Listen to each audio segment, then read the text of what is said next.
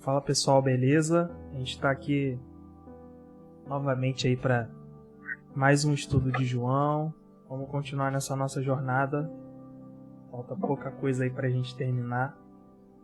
E vamos tentar aprender mais alguma coisa juntos. Hoje tô eu, tá o Matheus aí. Fala aí com o pessoal, Matheus. E aí galera, beleza? Beleza? Aí você que for chegando aí, você já pode dar um oi aí no chat. E você, se você puder aí, curte também. Compartilha, se você quiser compartilhar com alguém, né? Alguém que também se interessa por esse estudo de João.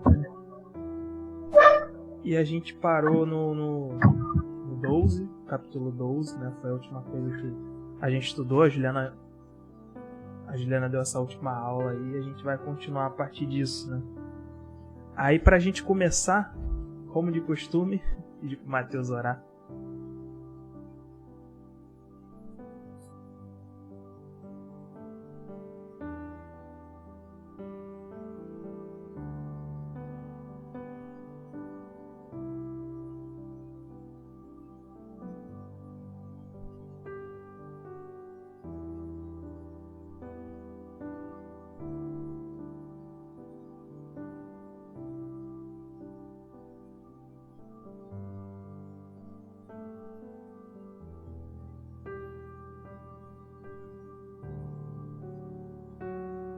Amém. Vamos lá então, galera. Então, Matheus, a gente tinha parado aí no capítulo 12 e agora a gente entra no capítulo 13. Né? Jesus ele começa ali meio que instituindo a ceia, né? Ele institui a ceia como algo a ser seguido, algo a ser guardado, zelado, né? Ele parte o pão ali com os discípulos, né? E isso acontece um pouco antes da Páscoa, que seria o grande momento, né? O momento da morte de Jesus, né? Ele já tinha participado de uma festa de Páscoa e agora a próxima já seria o ápice, né? Seria a obra consumada de Jesus. E a gente percebe que Jesus ele sabia que estava próximo à sua partida. E a partir do capítulo 13, né, a gente consegue ver que ele inicia uma série de ensinamentos, uma série de preparação para os seus discípulos, porque ele sabia que ia chegar o momento dele partir, ele sabia que ia chegar o momento dele voltar ao Pai, né? E havia uma preocupação no coração de Jesus em avisar a esses discípulos que ele iria partir, e eu acredito que ainda maior porque confrontaria com o que a gente sempre vem falando que estava no coração dos judeus, que era a inauguração do reino de Jesus, né? Eu sei que a gente já sabe, né? A gente bateu muito nessa tecla do que os judeus queriam, né? Eles aguardavam o dia do Senhor naquele momento. Só que Jesus começa com um discurso de eu tô indo pro Pai, eu tô indo embora, eu vou deixar vocês, eu vou precisar partir, né? E assim, para os judeus, né? Eles ficaram um pouco receosos. Poxa, o que Jesus está querendo dizer com isso? O que está acontecendo? Por que Jesus não está sendo o rei, né? Por que a gente lê Isaías e a gente não está entendendo mais o que Jesus está fazendo? Por que agora ele está falando em partir, né? Porque ele está falando que ele vai voltar para o Pai. Como assim? Ele tinha que vir e reinar. Então havia duas perspectivas. A perspectiva dos judeus com relação ao que Jesus ia fazer, o que a gente já falou, e a perspectiva de Jesus do cumprimento da obra, né? Da morte dele, da ressurreição dele, e não do reinado nesse momento, né? A gente viu em João 10, na aula anterior, quando Jesus ele fala, poxa, eu sou o bom pastor que dá a vida pelas ovelhas. E assim, na cabeça dos discípulos é esquisito. Como é que... Não, o pastor não morre pelas suas ovelhas, não. O pastor cuida das ovelhas. O normal é cuidar das ovelhas, não morrer pelas ovelhas. O pastor, na verdade, ele deveria cuidar das ovelhas e enxotar o lobo, mandar o lobo para fora. Não fazer com que... Não ser morto pelo lobo. Não fazia o menor sentido. Então, essas coisas estavam começando a embaralhar a mente dos discípulos. E Jesus, ele sabia que essas coisas iam vir para enfraquecer a fé deles. Então, Jesus ele começa a dar uma série de declarações para os seus discípulos. A gente vê aí a partir do versículo no capítulo 14, Jesus fala, olha, não se turbe o vosso coração, credes em mim, credes no Pai, credes em Deus e credes também em mim. Então, Jesus ele começa a falar, olha, não fica triste, não fica com teu coração embaralhado acerca do que eu vou fazer, acerca do que vai acontecer. Olha, tudo que eu estou fazendo, vocês precisam crer na obra do Pai e crer também em mim. E aí a gente vê como Deus se coloca no mesmo nível de Jesus se coloca no mesmo nível de Deus, né? Era uma forma meio que implícita, mas ele estava querendo dizer, olha, eu sou Deus e a mesma glória que está no Pai está em mim, e a mesma fé que vocês têm que ter no Pai, vocês têm que ter em mim também, né? E aí Jesus fala, olha, fica tranquilo que eu vou preparar lugar, já tem lugar preparado, já tem um lugar reservado, e eu vou, mas eu volto para buscar vocês. E eu imagino que foi emendando a confusão. Como assim? Vai preparar lugar pra gente? Né? Se a gente fosse pensar no tempo de hoje, como assim, Jesus? Tu vai fazer um condomínio, vai fazer um MRV aí pra gente? Vai fazer um resort pra gente? Como assim, né? Pois, se a gente fosse pensar, poxa, Jesus tá 2000 anos trabalhando num condomínio, deve tá top já o negócio, pô. 2000 anos fazendo morada pra gente. Na verdade, já tá pronto essa morada, né?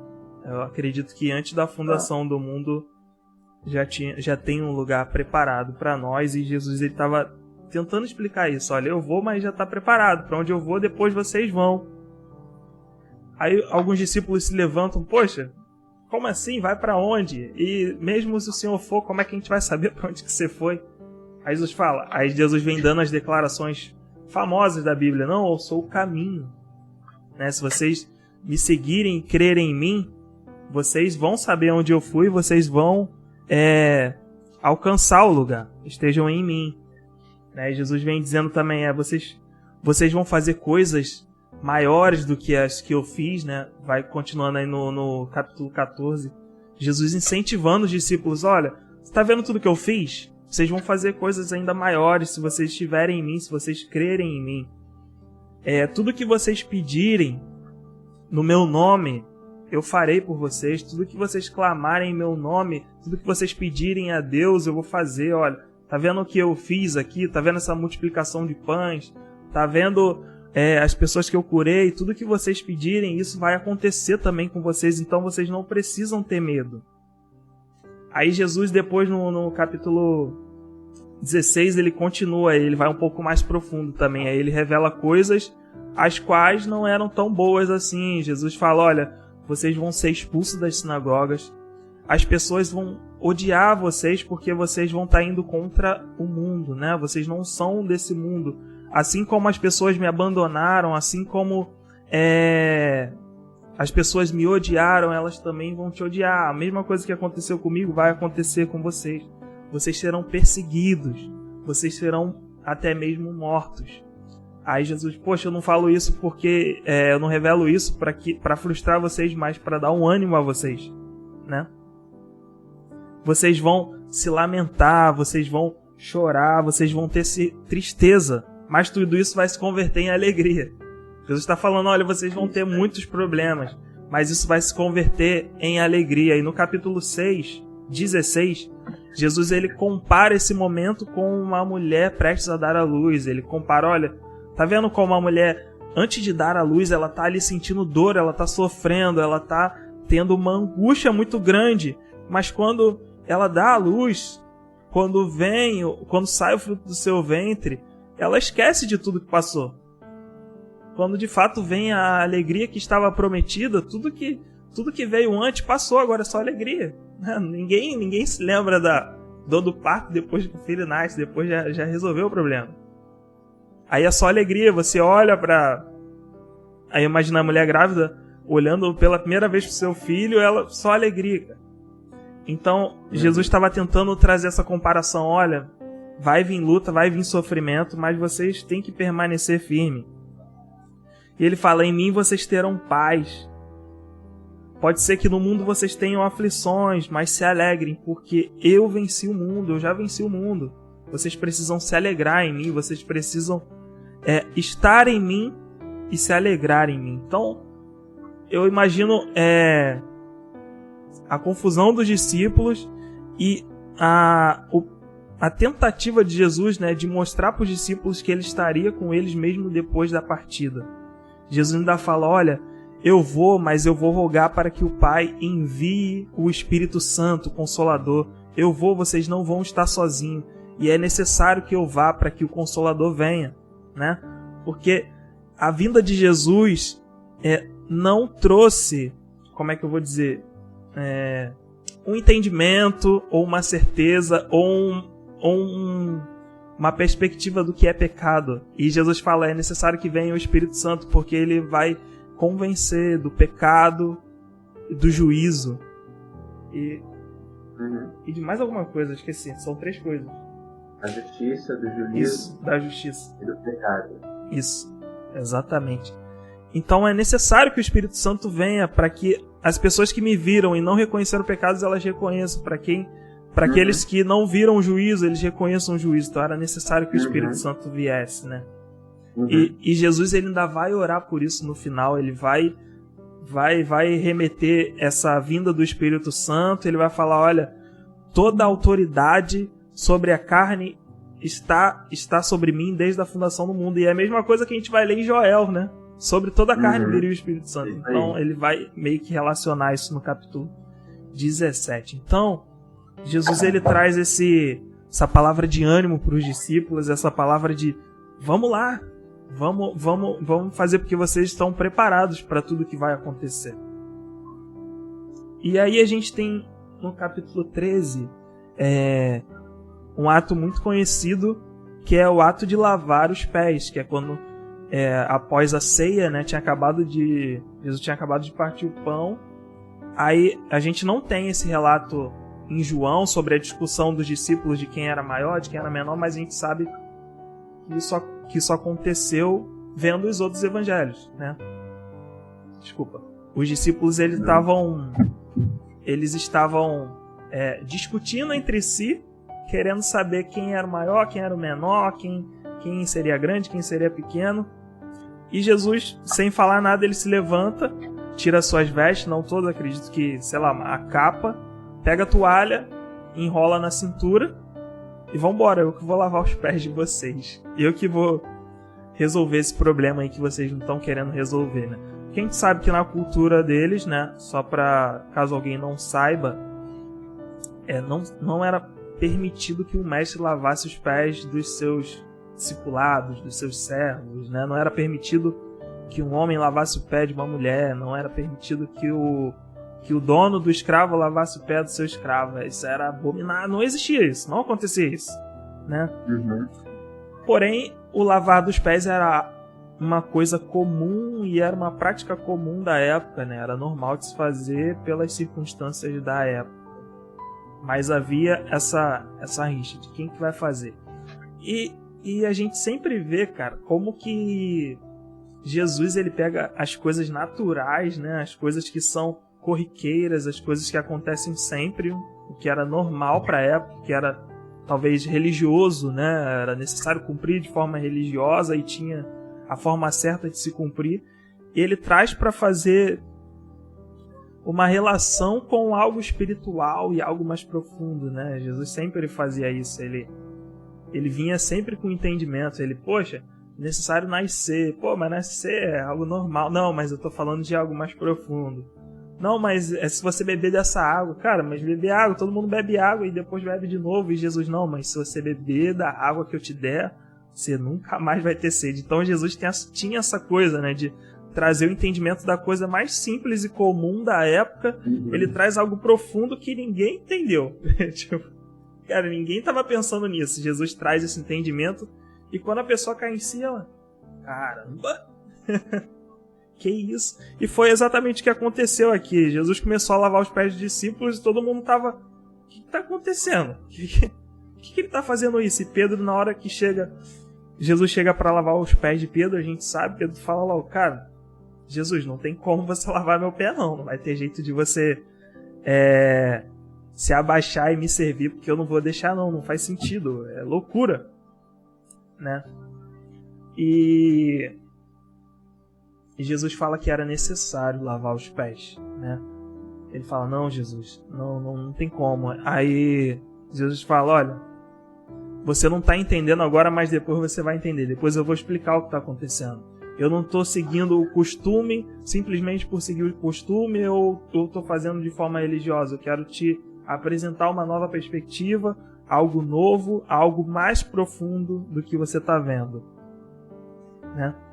E aí Pedro ele é tão impulsivo que ele, tá bom, então lava minha cabeça, lava minhas mãos, e Jesus dá uma declaração de, não, você já está limpo, cara, você já está limpo, só preciso lavar os seus pés, né?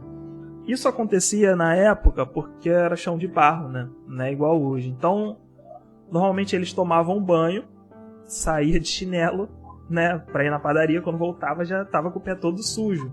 E não precisava tomar um outro banho, era só lavar os pés. Então sempre tinha essa coisa de se lavar os pés, né? Era comum. E hoje isso não faz sentido pra gente, né? Lavar os pés, né? Em alguns lugares eu acredito que isso se pratique, né? A cerimônia de lava-pés, né? Mas que eu entendo que não faz mais sentido, né? Não tem o mesmo agravante que tinha na época, porque se tivesse uma cerimônia de lavar os pés na nossa igreja, não ia fazer o mesmo sentido da época, não tinha a mesma impulsão da época, porque a gente ia tomar um banho em casa, ia calçar o tênis, ia chegar na igreja, ia tirar o tênis, o pé ainda tá limpo, né? Não sujou o pé, não faz sentido, por mais que tivesse um mínimo nível de humilhação ali, de se lavar o pé, mas o pé tá limpo pra caramba, cara. Ninguém sujou o pé, ninguém tá com o pé cheio de lama, ninguém tá com o pé cheio de frieira, calo, ninguém andou 10 km, todo mundo, cada um pegou seu carro, quem não tem carro pegou ônibus, quem não pegou ônibus pegou Uber e não se esforçou. Então não tem a mesma implicação da época, né? Então, o que hoje chegaria mais perto assim de entrar e ter que fazer, né, no nosso período aqui de quarentena, seria chegar na igreja e passar o álcool em gel. Eu acho que seria o mais próximo. Tá, chegou na igreja, passa o álcool em gel aí na mão, porque você pode ter tocado em algum lugar e se sujou, se contaminou e suas mãos ficaram impuras, e agora você passa o álcool em gel. Mas a nível de humilhação também não vejo humilhação nesse sentido. Qualquer um pode estar ali na porta da igreja, jogar um álcool em gel, você mesmo pode pegar, passar o álcool em gel, então não tem a mesma implicação da época. Eu acredito assim, não sei se tu pensa diferente, Matheus. Acho que eu não vejo a necessidade de hoje se praticar isso como algo fundamental e instituído por Jesus, né? Não tem a mesma implicação. E sim a implicação a nível espiritual, né? A nível moral, de se rebaixar e servir ao próximo, né?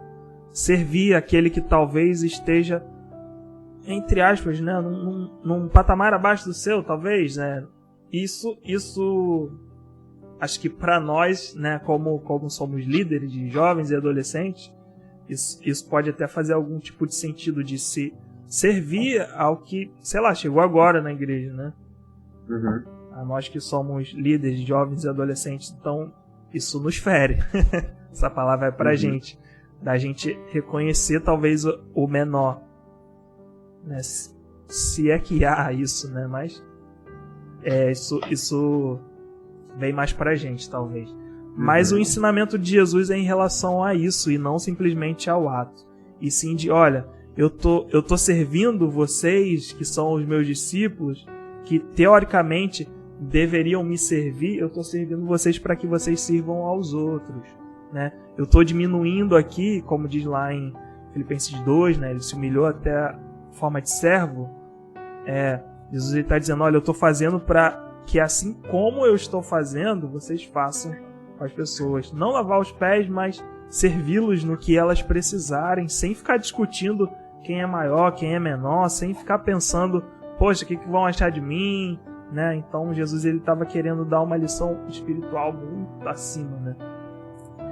E fala aqui uma observação aí, já que você está falando dessa questão do maior ser o menor. Esses dias eu trabalho num condomínio E como todo condomínio, ele tem a galera da limpeza, né? Aquela Verdade. galera que faz os serviços gerais, né? Eles são responsáveis por isso. E eu tava chegando para trabalhar de manhã e entrei no corredor do prédio, né? Para dar acesso aos elevadores. E, cara, eu vi o chão cheirosinho, vi o elevador cheirosinho. Aí o Espírito Santo dentro de mim, cara, ele falou assim... Eu me lembrei, o Espírito Santo me lembrou da palavra que Jesus disse que o maior no reino dos céus é o menor. Cara, de verdade, eu só não... Samuel, de verdade, tô falando aqui abertamente. Eu só não dei dinheiro para aquele cara porque naquele momento eu não tinha. A minha vontade era de ir lá e de honrar aquele cara, porque ele estava limpando, ele deixou aquele lugar para mim, cheiroso. E aí o Espírito Santo me mostrou, cara, me chamou a atenção para essas pequenas coisas, e é que às vezes essas pessoas que são essenciais, que às vezes a gente passa com os olhos, né, desapercebidos para essas funções que são, né, essenciais. E de verdade, cara, a vontade que eu tinha de pegar o dinheiro que eu tinha, cara, sabe? E honrar aquele cara, de verdade. E, sabe? Mas tá muito dentro disso aí que você está falando, porque ele, sendo mestre, ele se colocou numa posição inferior para dar exemplo, dizer como o reino dele se movimentaria, né? Como o reino dele, como seria a engrenagem do reino dele. É isso, serviço, né? É a honra. E como 2000 anos depois isso se aplica, né? É o que você está falando, isso se aplica a nós até hoje, cara. Essa verdade, né? E, cara, você falou das pessoas que limpam, e é verdade, cara, a gente não percebe mesmo, a gente não dá o devido valor, talvez, né? A gente não se apercebe das pessoas que fazem as coisas mais essenciais, que se elas não tivessem ali, cara, nossa vida ia ser sofrida mesmo, né? Isso aí. Então a gente precisa dar o devido valor e servir, né? Assim como Jesus fez. Aí isso é muito difícil mesmo, cara. No mundo que a gente vive hoje, onde natural é que você tenha pessoas te servindo, né? O que é pregado, né, no nosso mundo, né, no que a gente chama de mundo hoje, é que se deve ter pessoas te servindo. Quantas pessoas trabalham para você? Quantos funcionários você tem? Quantos empregados você tem na sua casa? Então cara, totalmente invertido com o que Deus está pregando. Por isso que os discípulos seriam odiados, né? Porque eles estão dando uma palavra forte, dura e contrária ao movimento do tempo. E voltando, né?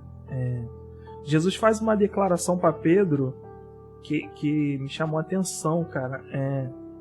Ele fala: pois, se eu não lavar os seus pés, você não vai ter parte comigo. Se eu não puder lavar os seus pés, você não vai ter parte comigo.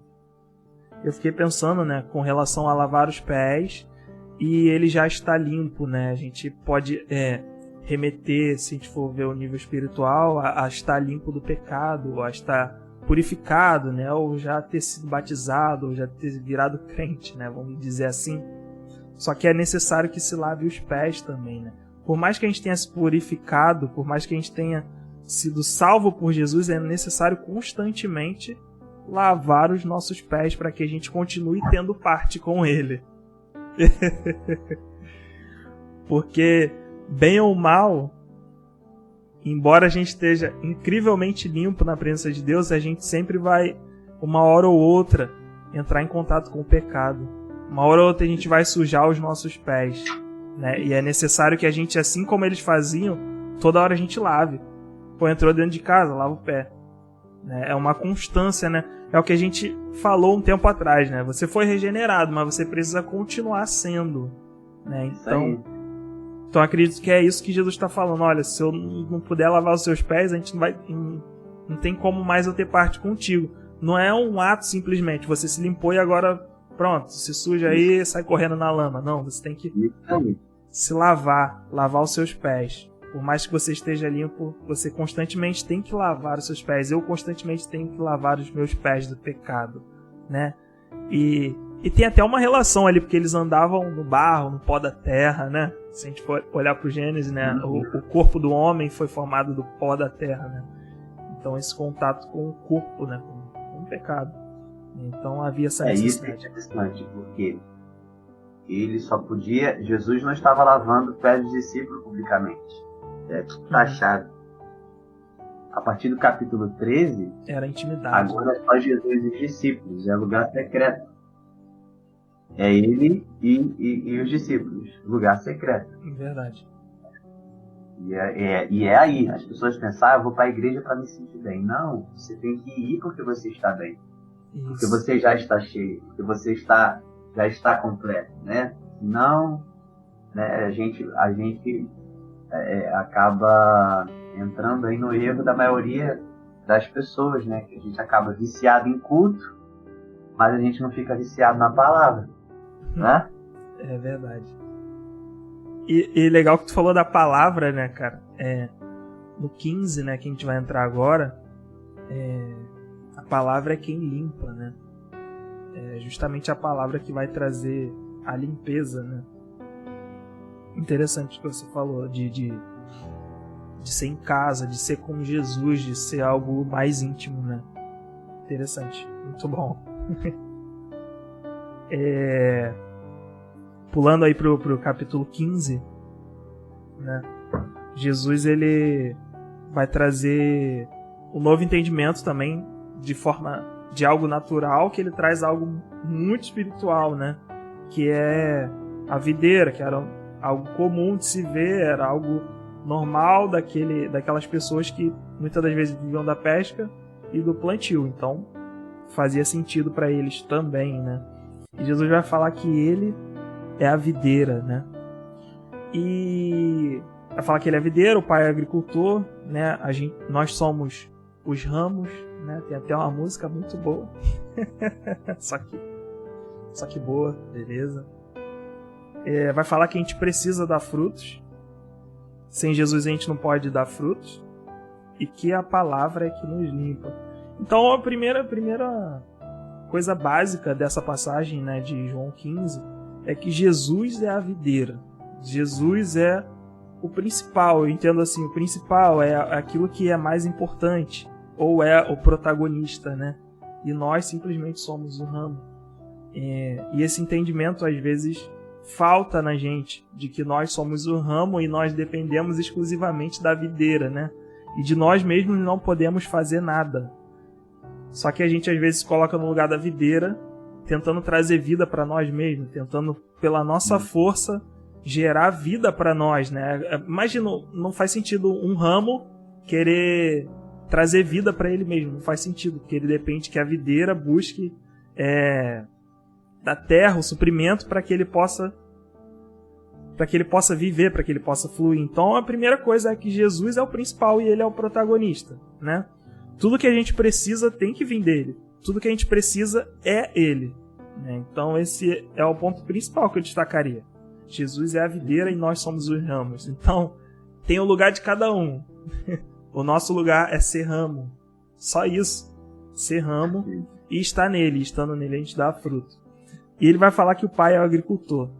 Igualmente a Jesus ser o ramo, agora o pai é o agricultor e não nós somos o nosso próprio agricultor, né? Então, de Deus vem a responsabilidade talvez ali do crescimento, da limpeza, da poda de algumas coisas, né? Às vezes a gente quer pela nossa força nos livrar de certos problemas a qual a gente deveria levar para Jesus e para Deus, né?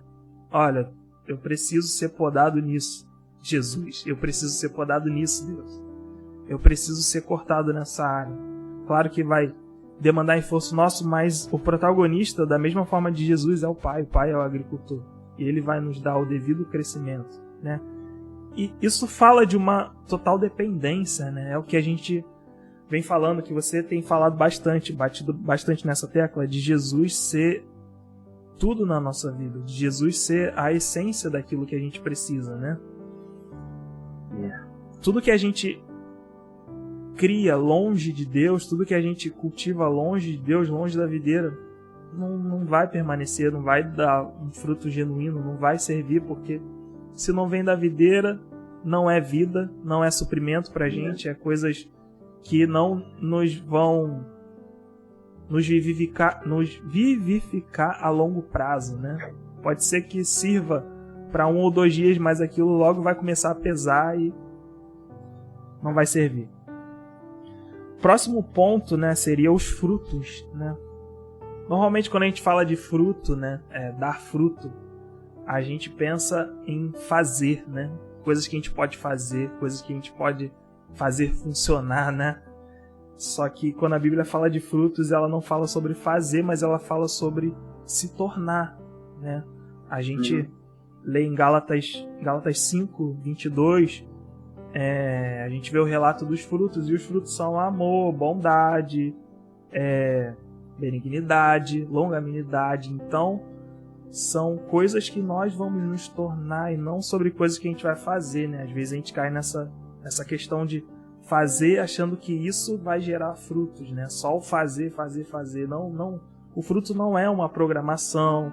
O fruto não é, embora a gente fale, não são pessoas, né?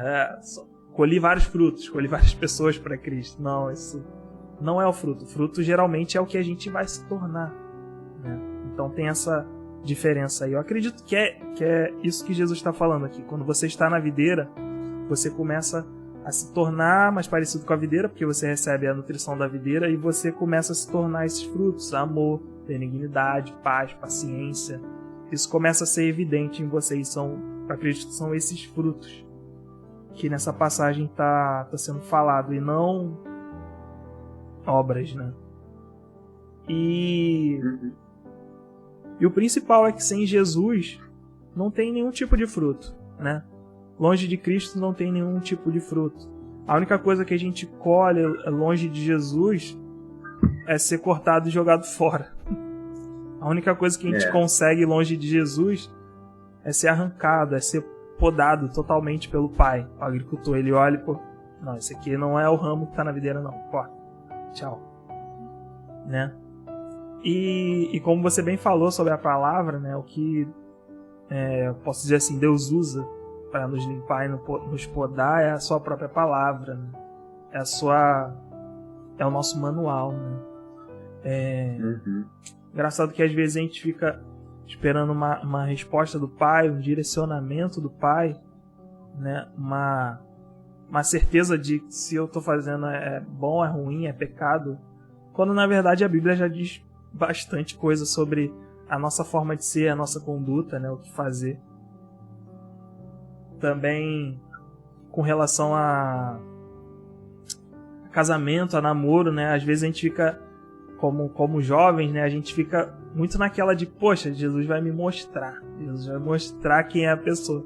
Quando na verdade a Bíblia já está te dando algumas dicas óbvias de quem você deve escolher, né?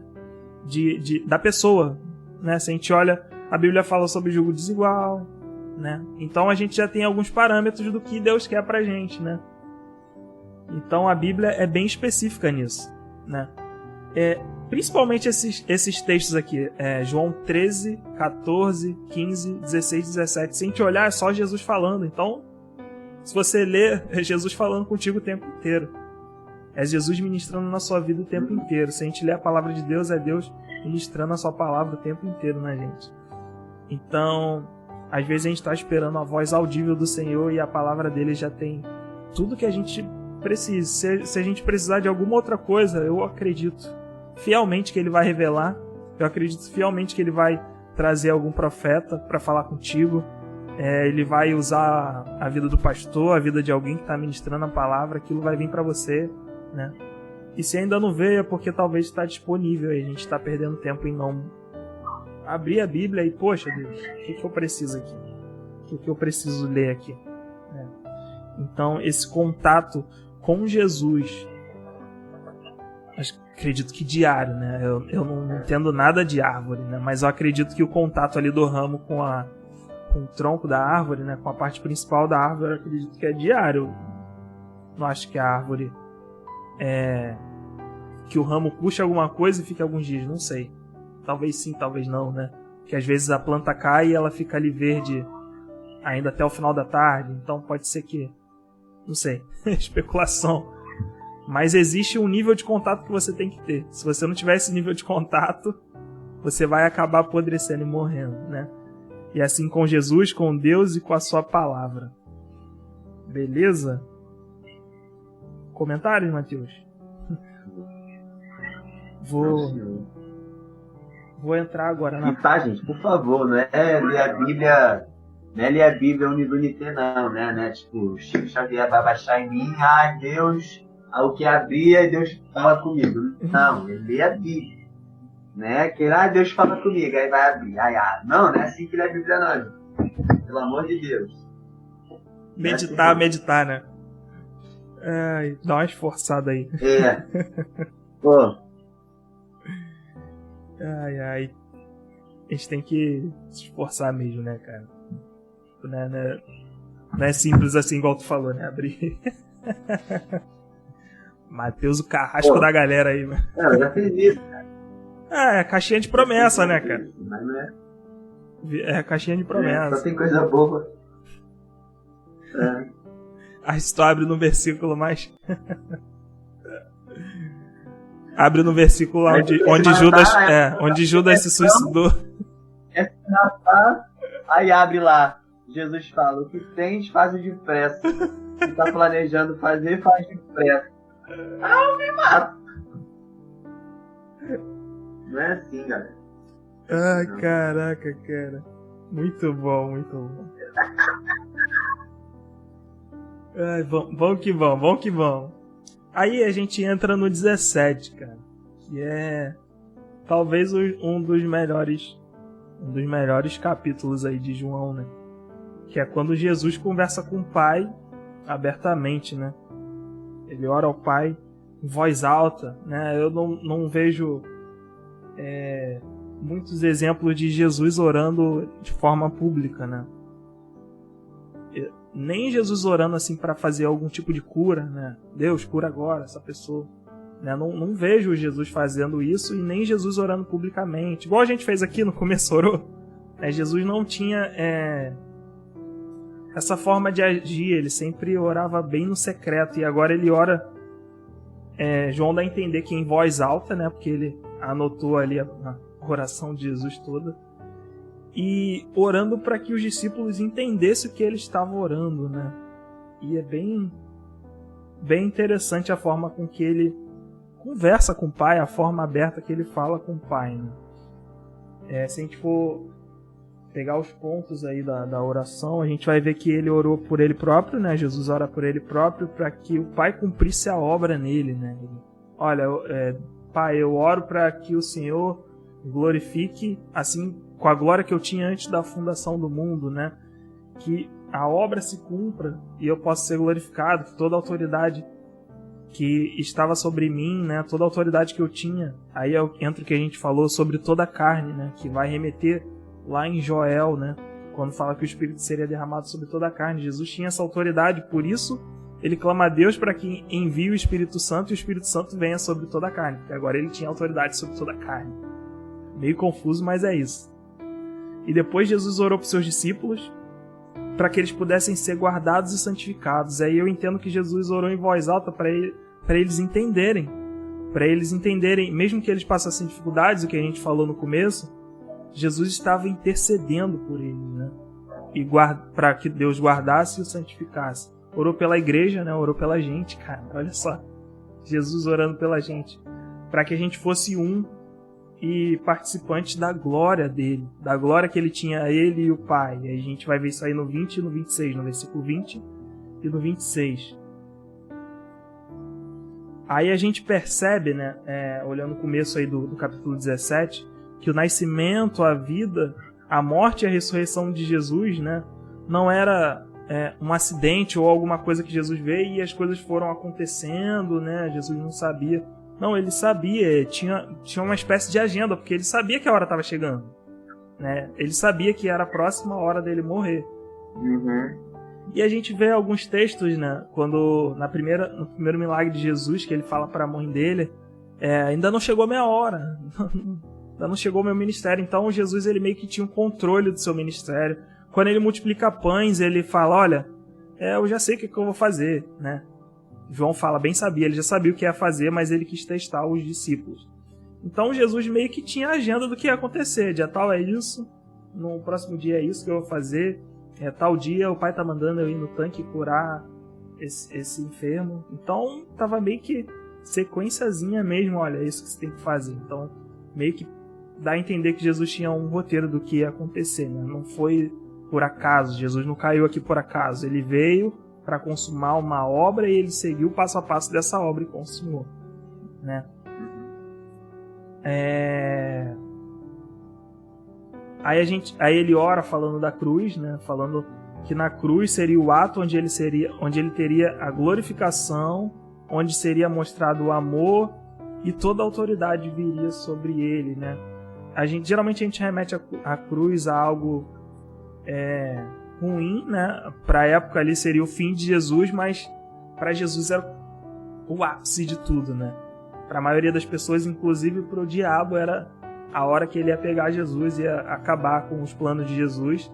Só que na verdade era a maior glorificação, isso que ele está orando ao Pai, olha, venha a cruz para que eu seja glorificado e você seja glorificado também, né? Quando eu sou glorificado, você é glorificado, e para que as pessoas vejam o meu amor por elas e que toda a autoridade seja me dada, toda a autoridade que ele tinha, seja novamente restabelecida sobre toda a carne. A gente vê Jesus orando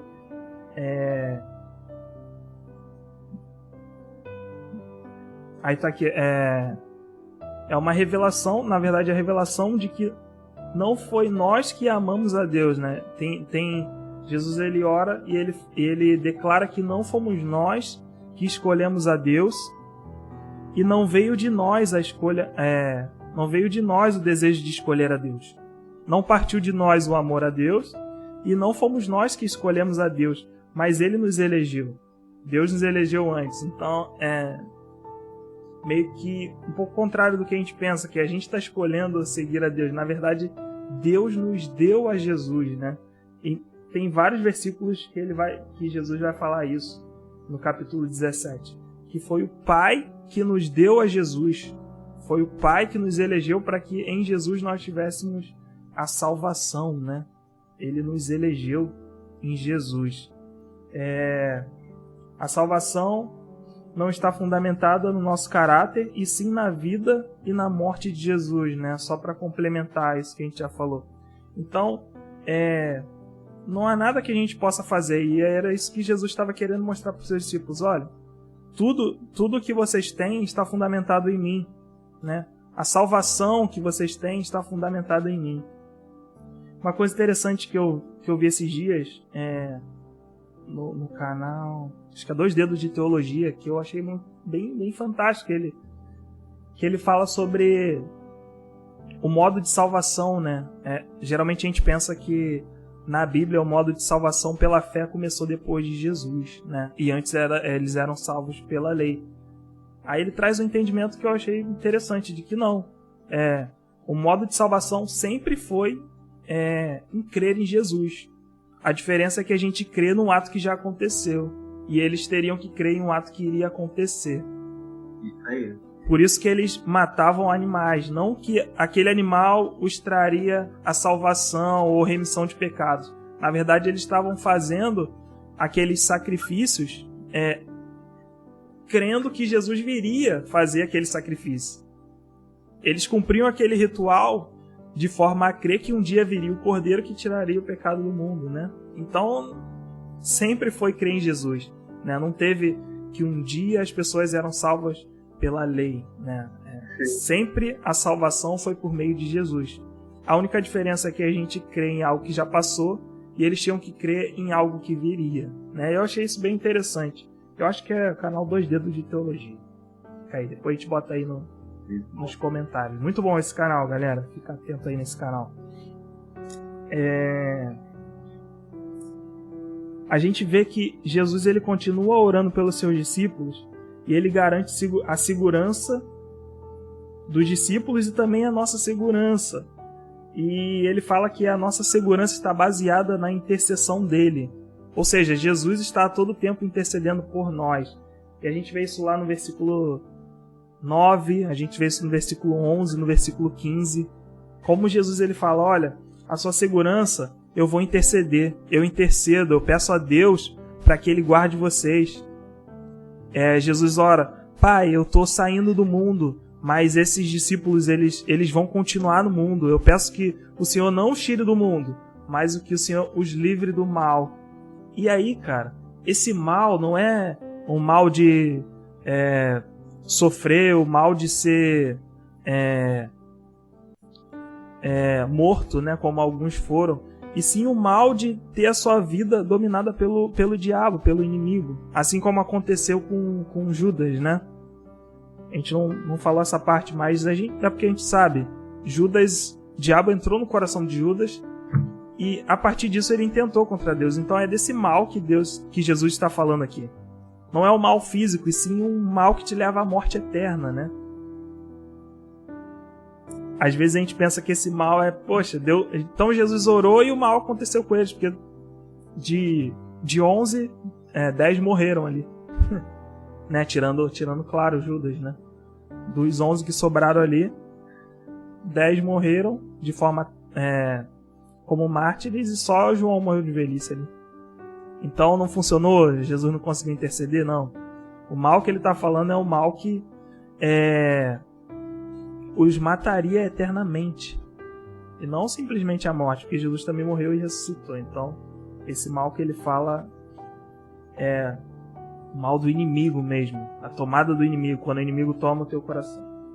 E a gente vê que essa intercessão de Jesus, ela continua até hoje, né? Se a gente ler Romanos 8, 33 e 34, vai dizer assim, ó. Quem fará qualquer acusação contra os escolhidos de Deus? É Deus quem os justifica. Quem os condenará? Pois é Cristo quem morreu, ou antes quem ressurgiu dentre os mortos, o qual está à direita de Deus e também intercede por nós. Olha só. Não.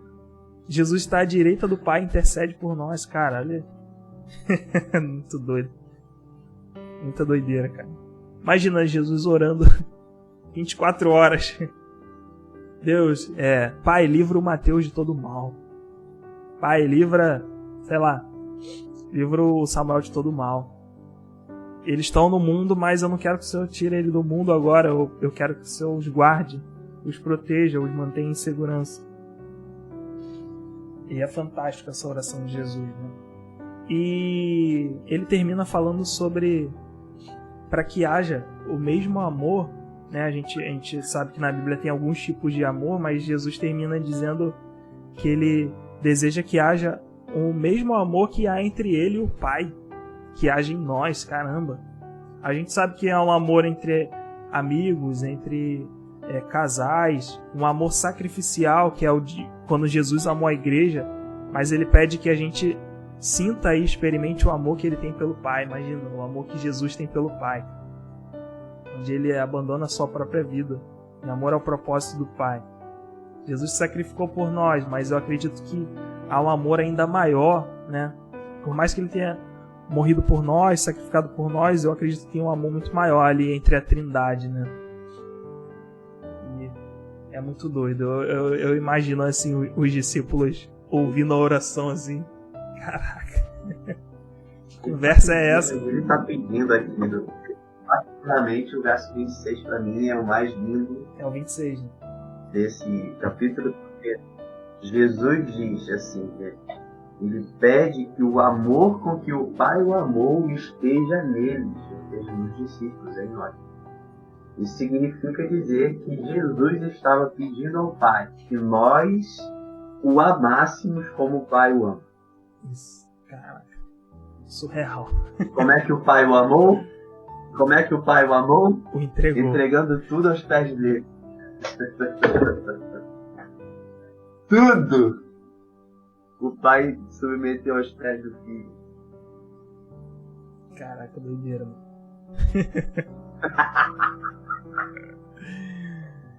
Caraca. Ai, meu Deus. Aí que tá, né? A gente não faz ideia, né? Isso, cara. É muito doido, cara. Eu fico imaginando, assim, Jesus orando e os discípulos, cara, quê? O que eu faço agora? Falo amém? Cara, basicamente isso. Muito bom. E falando de amor aí, né? Jesus dá um mandamento pra gente, né? Amar a Deus sobre todas as coisas e amar o próximo. Servir ao próximo, né? O maior dos mandamentos. O maior dos ensinamentos, né? E a gente nunca vai entender exatamente o amor, esse amor, né? Com que o pai amou o filho. Caraca, tá louco. Mas fica de lição aí pra gente. Beleza, acho que é isso. Então, cara, muito bom. João é top. Muito bom. Galera, e aí, querem comentar alguma coisa? Pedir pra vocês colocarem no chat aí. Tem alguém vivo? Alguém caiu aí no chão? E é isso. Então, continue lavando seus pés. Fundamental a gente continuar lavando seus pés, porque a gente ainda está na caminhada, então lavar os pés é essencial. Permanecer em Jesus é essencial, permanecer na videira é essencial. Servir ao próximo, né, como a nós mesmos, nos colocar em forma de servos, é essencial para a gente poder entender o que é o reino de Deus, o que é o reino de Jesus. Vamos orar. Deus, muito obrigado, Pai, pela Tua palavra, Deus. Obrigado pela Tua palavra que às vezes transcende a nossa mente, às vezes quase queima a nossa mente, nossos neurônios, Pai. Obrigado, Deus, pela Tua palavra, Deus. Obrigado, Pai, porque o Senhor nos amou. Obrigado, Jesus, pelo Teu amor sacrificial. Obrigado, Jesus, pelas Tuas palavras, Deus. Obrigado, Jesus, pela Tua intercessão a todo tempo, à direita do Pai, pelas nossas vidas. Obrigado, Jesus, pela Tua vida, pela Tua morte. Ensina-nos, Jesus, a cada dia Te amar mais.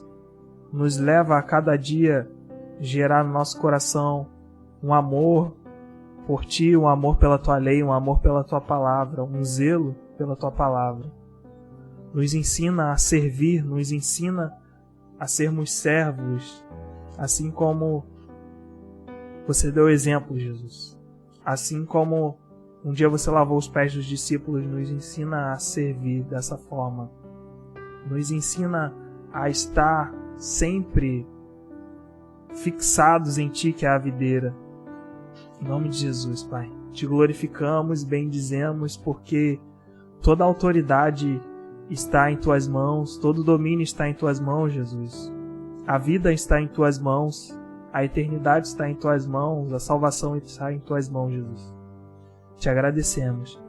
Te peço pelas pessoas que estão assistindo, que Teu Espírito Santo possa trazer entendimento, uma profundidade ainda maior, que essa palavra possa gerar frutos em nossas vidas, que ela possa nos tornar mais amáveis, mais pacientes, bondosos.